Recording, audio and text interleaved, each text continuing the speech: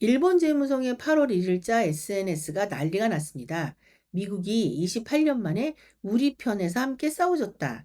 이게 바로 동맹이다. 미일 밀월 관계의 증거다라면서 호들갑 난리 부르스를 쳐댔습니다. 그러자 일본 언론들이 일제히 베센트 미 재무장관의 메모 사진을 띄워놓고 감동하고 있을 때 저는 그 사진에서 전혀 다른 걸 봤습니다.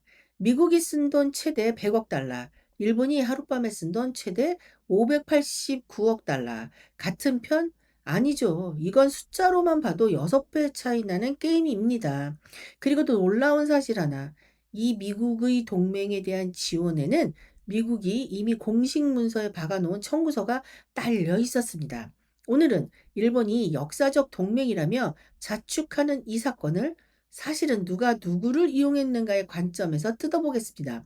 이 영상 끝까지 보시면 왜 이게 미국이 일본을 도운 사건이 아니라 미국이 동맹을 어떻게 이용해 먹고 있는 사건인지 알게 되실 겁니다. 그 전에 먼저 짚고 갈 게 있습니다. 오늘 다룰 내용 중 일본은행 결정, 일본 재무성 공식 개입 실적, 미국 환율 보고서는 100% 확인된 사실입니다. 반면 미국의 실제 개입 여부는 파이낸셜 타임스 등 신뢰도 높은 복수 매체 보도이지만 미 재무부의 공식 확인은 아직 없습니다. 이 구분 계속 지키면서 갈게요.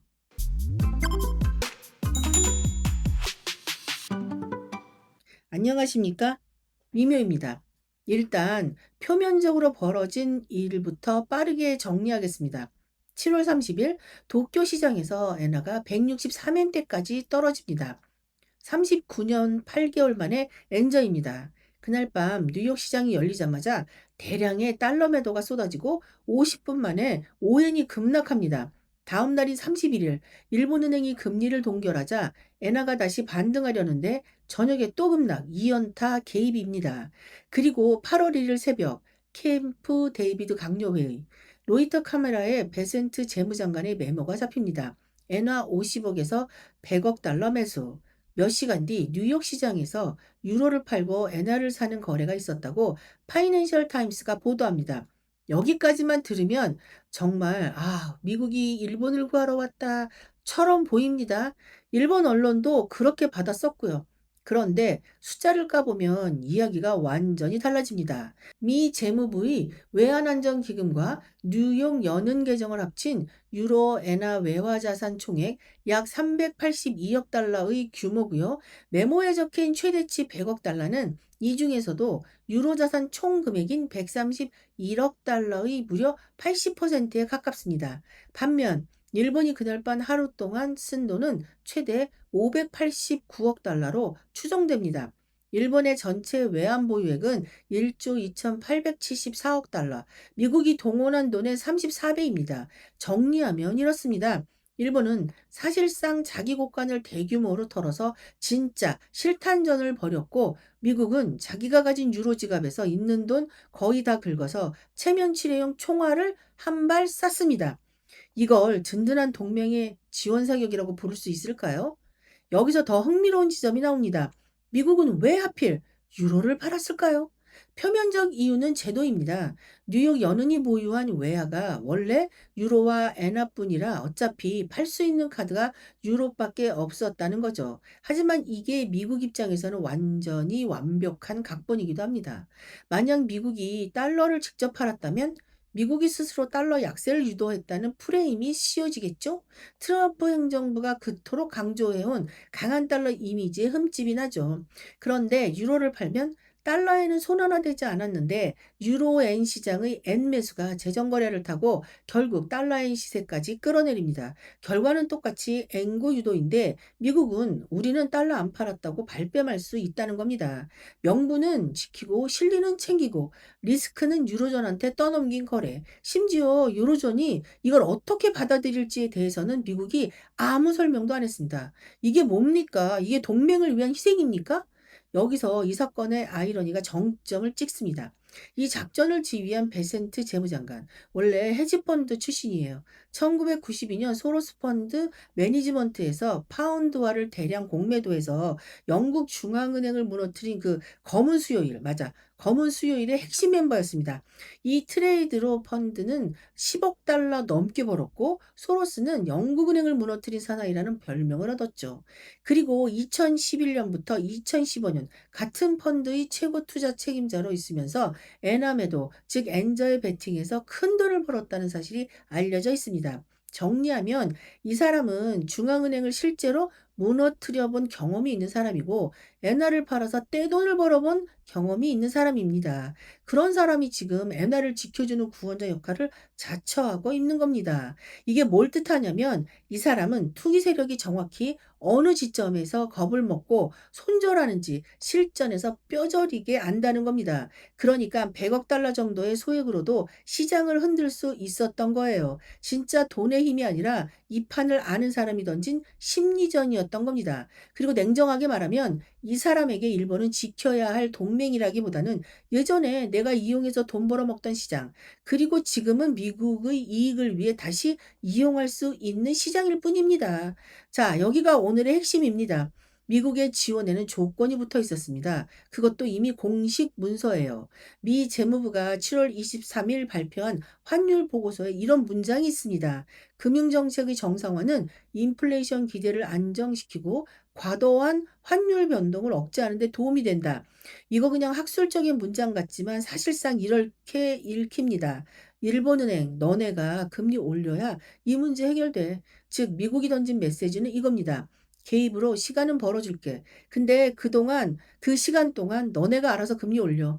이게 무슨 뜻이냐면 미국은 총알 몇 발 쏘고 생색은 다 내면서 진짜 힘든 결정, 금리 인상은 일본은행한테 떠넘긴 겁니다. 그리고 금리를 올리면 누가 힘들어지겠어요? 일본 정부의 국채 이자 부담이 커지겠죠?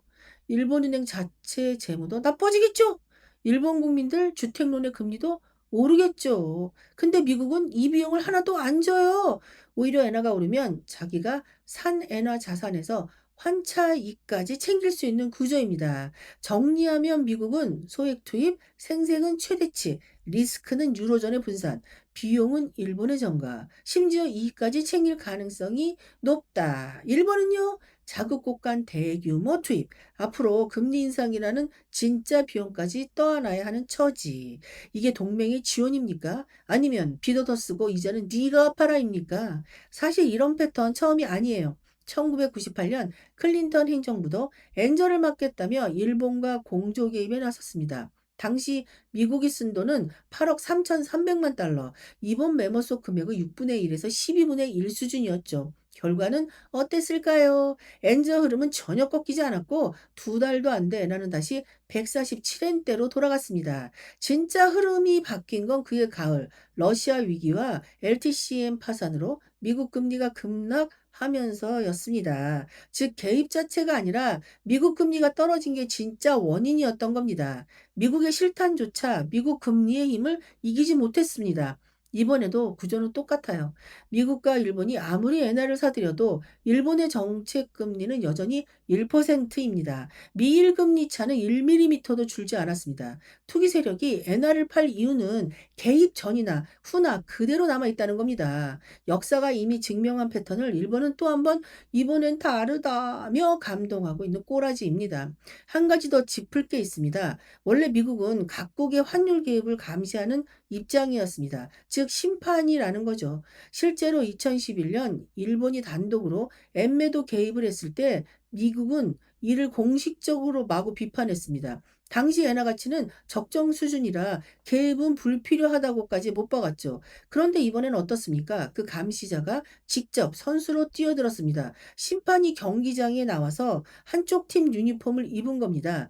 물론 미국 입장에서 이건 모순이 아닙니다. 미국이 싫어하는 건 환율 개입 자체가 아니라 자국 통화 즉 달러를 약세로 유도해서 수출 경쟁력을 얻는 행위이기 때문입니다. 엔화를 강세로 만드는 이번 개입은 미국 기업에 오히려 유리하니까 미국 입장에선 도와줄 명분이 충분했던 거죠. 즉 이건 일본을 위한 선의가 아니라 미국에도 이익이 되니까 일본을 푼돈에 이용해 먹고 있는 거예요. 일본 언론과 정부는 이번 사건을 역사적 미일 공조 28년 만의 지원이라며 대서특필했습니다. 하지만 팩트만 놓고 보면 미국이 쓴 돈은 일본의 34분의 1 수준이 있고 미국은 리스크를 유로존에 떠넘기며 손 안 대고 코 풀었고 작전을 지휘한 인물은 과거 엔화를 팔아 떼돈 벌었던 사람이고 이 지원에는 이미 금리 인상이라는 청구서가 딸려 있고 1998년에도 미국은 비슷하게 개입했지만 결국 안 통했고 미국은 원래 개입을 비판하던 감시자였다가 자기 이득 되니까 갑자기 선수로 뛰었다. 이 정도면 이건 동맹의 눈물겨운 지원 사격이 아니라 헐값에 최대 효과를 뽑아낸 이 미국의 스마트한 무임승차에 가깝습니다. 진짜 청구서는 아직 날아오지도 않았어요. 9월, 10월 일본은행 금융정책 결정회의에서 금리를 올릴지 말지 그 결정의 무게를 지금 일본이 떠안고 있는 겁니다. 근데 제가 웃기는 얘기 해드릴게요. 이게 지금 일본이 되게 급했던 거 봐. 급했던 것 같아요. 자, 10월도 못 기다리겠다. 자, 9월에 금리 인상을 할 수 있는 가능성이 크다라고 지금 언론들이 계속해서 떠벌리고 있습니다. 아유 정말 큰일 났어. 예. 미국 재무부 메모 한 장에 일본 언론이 이렇게까지 감동한 이유. 이거 아주 이해가 안 가는 부분도 아니에요. 39년 만에 최악의 엔저 앞에서 강대국이 슥 손을 내밀어 주는데 그 장면 자체가 위안이 안 되겠어요? 됐겠지? 근데 위안과 실익은 완전히 다른 문제입니다. 100억 달러도 안 되는 돈으로 리스크는 유로존에 떠넘기고 비용은 일본에 떠넘기고 심지어 환차익까지 챙길 수 있는 이 거래를 두고 미국이 일본을 구했다고 말하는 게 맞을까요? 여러분은 어떻게 보시나요? 이게 진짜 동맹의 증거일까요? 아니면 강대국이 위기에 빠진 나라를 얼마나 싸게 이용할 수 있는지 보여주는 교과서적인 사례일까요? 댓글로 여러분들 생각 남겨주세요. 시청해 주셔서 감사합니다.